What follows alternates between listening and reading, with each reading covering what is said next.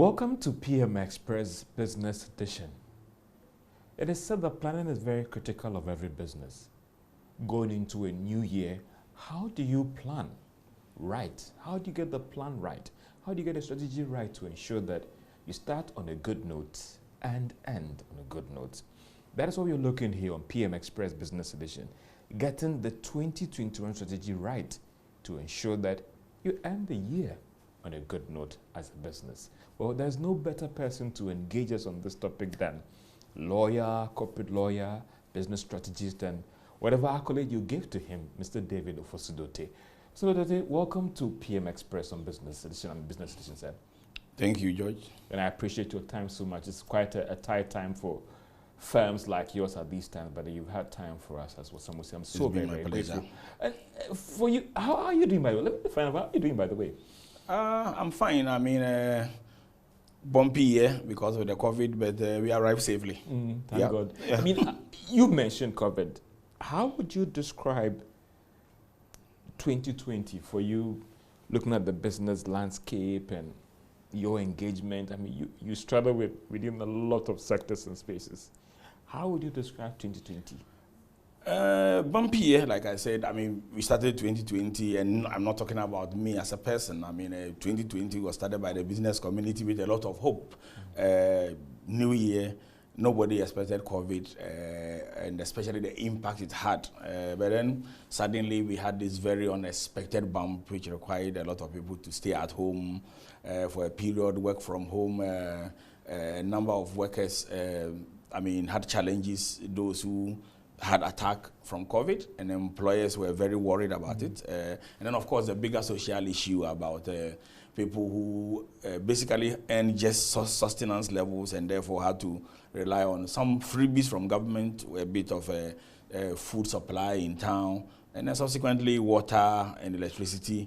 So all these things happening in a year when people had very high expectations of a very vibrant economy were kind of the challenges we need to face. And then you have to add the political side of it that also affects business. Voters register, national ID, going to elections, and then you are not sure, is it continuity or change? All these are things that we were confronted with as business persons in the course of the year, and both ourselves and our clients. And I think in the long run, we survived.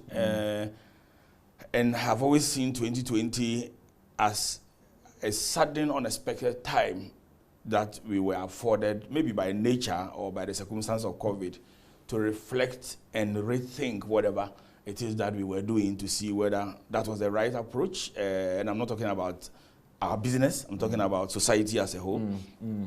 To test your business continuity plans, to see whether they were robust, to make changes to it.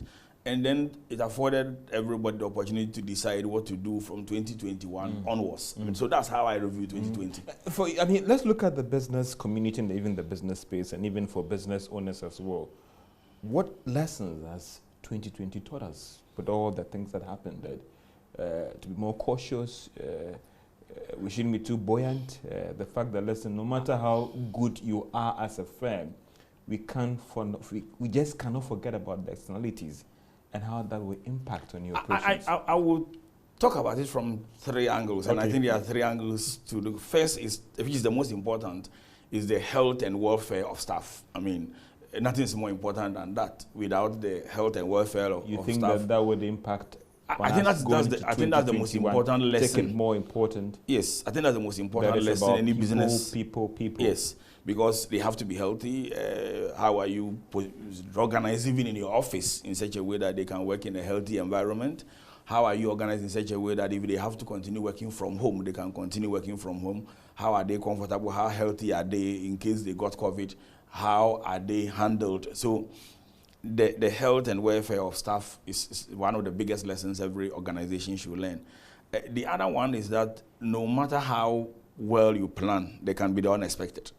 And I think that is a very, very big lesson.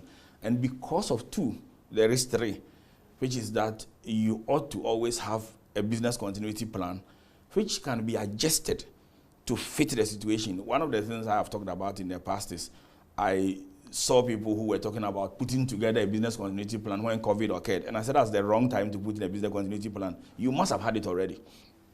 And when COVID occurred, what you do is to see how it's adjusted to fit the circumstances of COVID, because you cannot predict anything 100%. So if you understand these three things, then you would definitely plan, but make room for a bumpy ride in case, as they say in the airline industry, you have an unexpected bump. How quickly do you adjust in the unexpected bump? And you will find, and I speak to many businesses, you will find that for some, COVID was a positive thing. Yeah.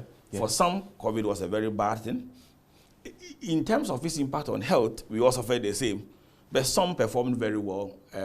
Some businesses couldn't help it. I mean, no matter if you belong to the tourism and aviation industry, it cannot just be a good thing. I mean, so it depends on the industry, but even those industries which, where COVID, quote and unquote, enabled them perform better, some still nevertheless couldn't take advantage of the opportunity.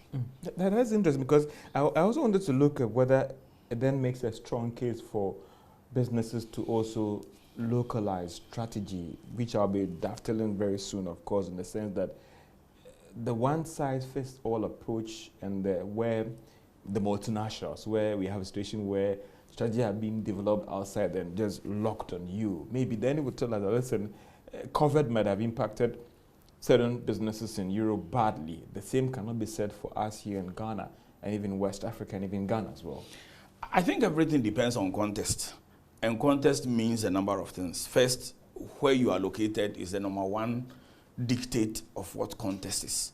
So if you are operating in Ghana, then your context will include the context of the general environment, which includes how government operates and how that operation affects your business, which may be totally different from what is happening in Europe. And therefore, if you listen to too much CNN, you may make the mistake of positing yourself in America and therefore adopting a strategy meant for Europe or for America for your organization. So your strategy and how you see things must be context specific.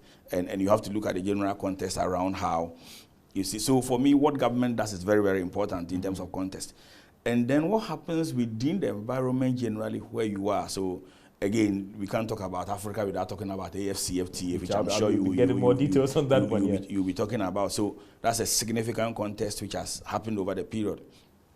And then even the global context, what will be the impact of Brexit, for example? It may look very remote, but you did Ghanaian see companies already been affected by it because of the tariffs that have been applied. Exactly. How your ability to export to Europe as a whole market, as distinct from exporting to UK, separate from France, Germany, and the rest of Europe. Or even the fact that government has just signed an agreement, if the report on 31st December is right, with the UK government. So we're beginning to see bilateral arrangements between the UK and a number of African countries. And the Anglophone countries are going to be a very key target for that.